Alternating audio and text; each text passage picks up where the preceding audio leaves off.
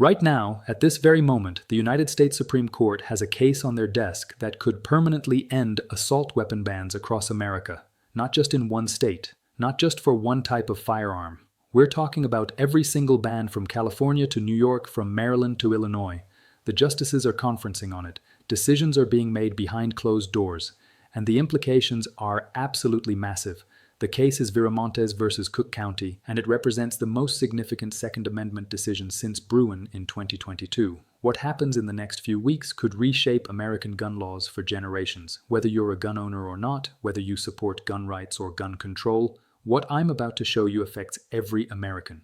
Because this isn't just about firearms, it's about how we interpret the Constitution, how we balance rights and regulations, and whether the most popular rifle in America can be banned based on how it looks. Let's break down exactly what's happening, why the Supreme Court is finally being forced to act, and what it means when a firearm owned by over 20 million Americans is declared illegal in 10 states. To understand why this moment is so critical, you need to understand what's been happening since the Bruin decision. In 2022, the Supreme Court told lower courts, stop making up your own rules. If a weapon is in common use for lawful purposes, and there's no historical tradition of banning it, it's protected by the Second Amendment. Clear, simple, constitutional.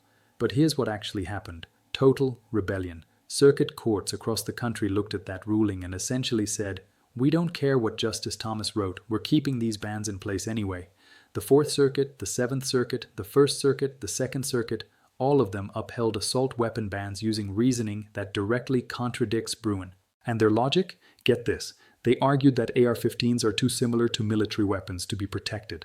Let that sink in. The most popular rifle in American history, owned by tens of millions of law-abiding citizens, doesn't have Second Amendment protection because it looks like a military rifle. This is the same court system that's supposed to follow Supreme Court precedent. The Supreme Court hates chaos. They hate it when a citizen in Indiana has constitutional rights that a citizen in Illinois doesn't have. By relisting the Viramontes case multiple times, which means they keep discussing it in their private conferences, they're signaling something major. If they were going to simply deny the case, they would have done it already. The fact that it keeps coming back up means at least some justices want to take it, and when the Supreme Court finally takes a case like this, they don't do it to maintain the status quo. They do it to settle the question permanently. Here's what's actually at stake in Viramontes. Cook County, Illinois, which includes Chicago, has an assault weapons ban that makes it a crime to sell, transfer, or possess what they call assault weapons. This isn't a narrow law. It covers over 125 different firearms by name, including AR-15s, AK-47s, and dozens of other popular rifles. But it doesn't stop there. The ban also targets firearms based on features: pistol grips, folding stocks, threaded barrels, muzzle brakes. If your semi-automatic rifle has certain combinations of these cosmetic features, Cook County says you're a criminal. 3 individuals and major Second Amendment organizations, including the Second Amendment Foundation and Firearms Policy Coalition, filed a lawsuit arguing this ban doesn't regulate firearms. It prohibits the most common rifles in America, rifles that are clearly protected under Heller's common use standard. The case went to district court in Chicago, where the plaintiffs faced an uphill battle. Then Bruin happened in 2022, and gun rights advocates thought everything would change. It didn't. While the Viramontes case was pending, Illinois passed a statewide ban called the Protect Illinois Communities Act. Around the same time, the Seventh Circuit decided Beavis versus Naperville, where they upheld Illinois' ban by claiming AR-15s are essentially civilian M16s and therefore too militaristic for Second Amendment protection. Think about that reasoning. The circuit court said that because AR-15s are similar to military weapons, ordinary citizens have no constitutional right to own them. This is the exact opposite of what the founders intended. The Second Amendment was written specifically to ensure citizens could own arms suitable for malicious service and self-defense, arms that would naturally have military utility. The district court felt bound by Beavis and ruled against the plaintiffs. The Seventh Circuit affirmed in June 2025, so the petitioners did what any American should do when their constitutional rights are violated. They took it to the Supreme Court. In August 2025, the petition hit the Supreme Court's desk, and the arguments are devastating to the gun control position. The petitioners point out that circuit courts are deeply split and confused about how to apply Heller and Bruin. Some courts say AR-15s are arms but can be banned anyway. Others claim they're not arms at all because they're militaristic weapons. Here's the trap the lower courts have walked into. If the most popular rifle in America isn't protected by the Second Amendment, then what is? If commonality doesn't matter, if civilian use doesn't matter, then logically almost no firearm would be safe from bans. The government could ban all semi-automatics, all detachable magazines, essentially everything except single-shot firearms. The petitioners brought extensive data showing tens of millions of AR-15 style rifles in circulation. These rifles are used for lawful purposes: self-defense, target shooting, hunting, competition. Under Heller's own standard, firearms in common use for lawful purposes are protected. This should be straightforward. Cook County fired back with 3 arguments. First, they claim there's no circuit split because every appeals court that's considered these bans has upheld them. According to them, there's consensus, so the Supreme Court doesn't need to intervene. Second, they argue this is a poor case for review because the plaintiffs allegedly didn't build an adequate record. Third, they claim these rifles are dangerous and unusual and too militaristic to be protected. But here's the problem with their arguments. The dangerous and unusual standard from Heller was meant to distinguish common firearms from hand grenades and rocket launchers. AR-15s are semi-automatic rifles that fire 1 round per trigger pull, just like millions of other firearms. They're only unusual if you ignore the fact that Americans own between 20 and 30 million of them. You cannot call a firearm unusual when there are more of them in America than Ford F-150s on the road. Now here's where things get really interesting. In June 2025, the Supreme Court denied certiorari in a similar case called Snope v. Brown, another assault weapon ban case from Maryland. Gun rights advocates were disappointed. But then Justice Brett Kavanaugh did something unusual. He wrote a statement.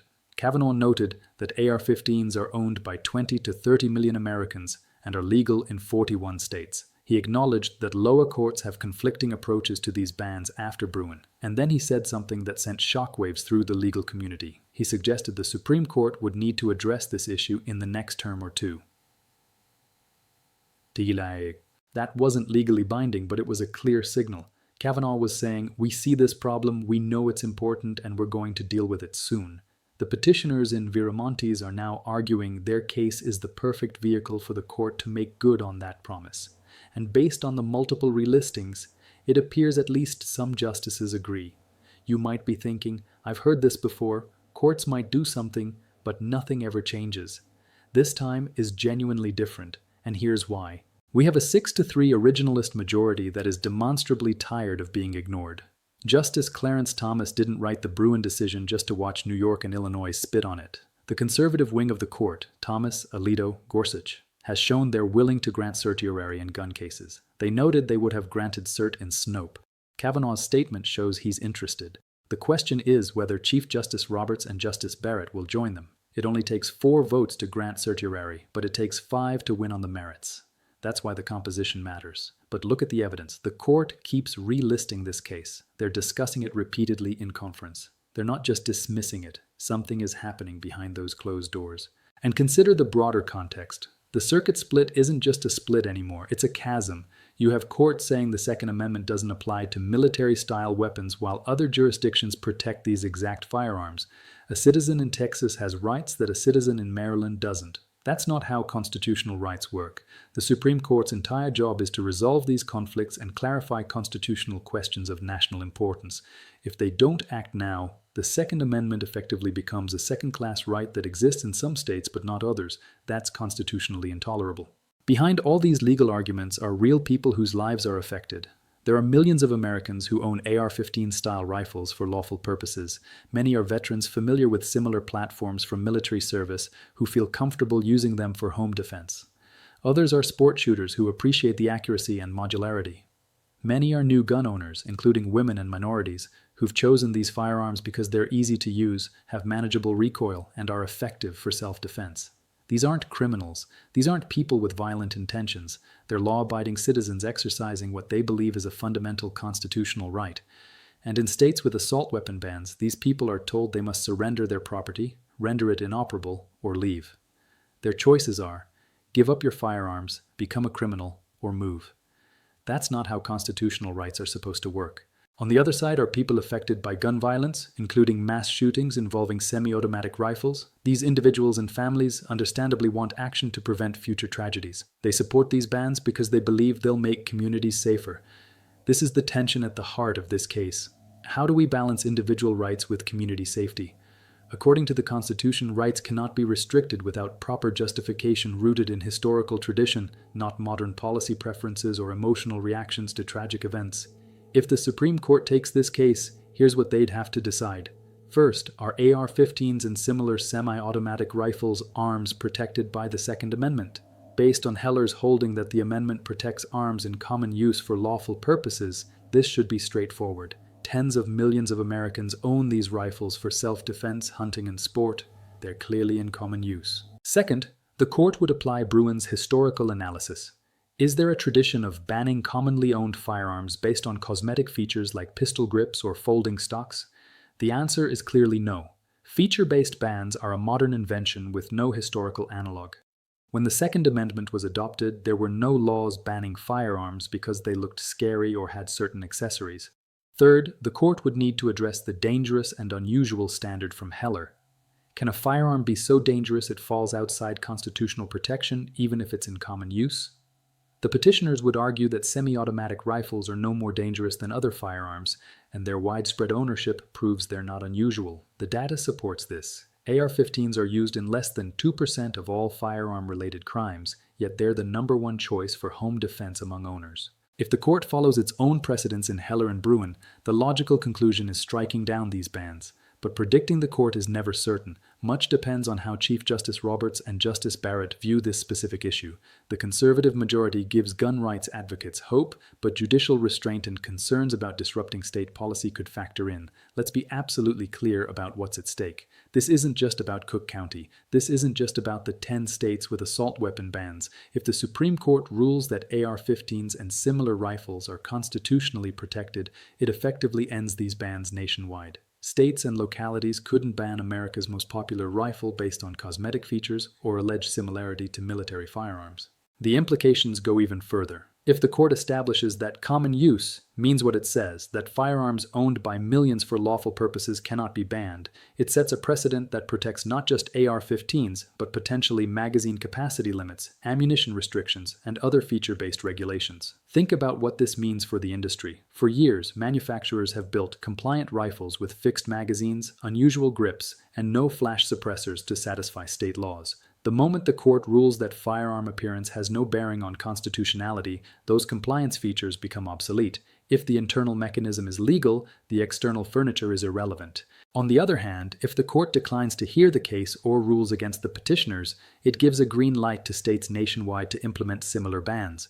Blue states would move quickly, and millions of law-abiding gun owners would find themselves on the wrong side of the law for owning firearms they purchased legally. The Second Amendment would effectively become optional, protected in some states, ignored in others. So what happens next? The Supreme Court will continue conferencing on the Viramontes petition. At some point, possibly this month, possibly in March or April, they'll make a decision on whether to grant certiorari. The repeated relistings suggest serious consideration, but there's no guarantee. If they grant cert, we'd likely see oral arguments in the fall of 2026 with a decision by June 2027. That means we could have a definitive answer on assault weapon bans within the next year and a half. Given Kavanaugh's statement that the court would address this issue in the next term or two, we're now in that time frame. If the court doesn't take Viramontes or another pending case soon, that promise starts looking empty. If they deny cert, it leaves circuit court decisions in place, meaning assault weapon bans remain legal where they exist. But denial doesn't necessarily mean the issue is settled. The court might be waiting for a better case, more circuit development, or a cleaner factual record. There are other cases in the pipeline. Barnett v. Rowell challenges Illinois' statewide ban. A district court actually struck it down, and it's now on appeal. There are challenges to California's ban in the Ninth Circuit, Connecticut's in the Second Circuit, and Massachusetts's in the First Circuit. Any of these could become the vehicle the court uses, but Viramontes has advantages. It presents the issue cleanly without procedural complications. The factual record is well developed, and it comes directly from the Seventh Circuit's Beavis decision, which has been particularly controversial among Second Amendment scholars. Let's zoom out and talk about what this case really represents. This is about more than AR-15s. It's about whether the Second Amendment actually means something substantial, or whether it's just nice words on parchment that legislatures can ignore when they decide a firearm is too scary. If states can ban the most popular rifle in America based on cosmetic features and vague concerns about military-style weapons, what can't they ban? Could they ban all semi-automatics, all magazines over 5 rounds, essentially everything except single-shot firearms. The logic used to uphold assault weapon bans could justify almost any gun control measure. The founders wrote the Second Amendment for specific reasons. They believed an armed citizenry was essential to maintaining liberty and resisting tyranny. They understood that self-defense is a fundamental human right, and they knew that rights are meaningless if government can chip away at them through incremental restrictions justified by public safety concerns.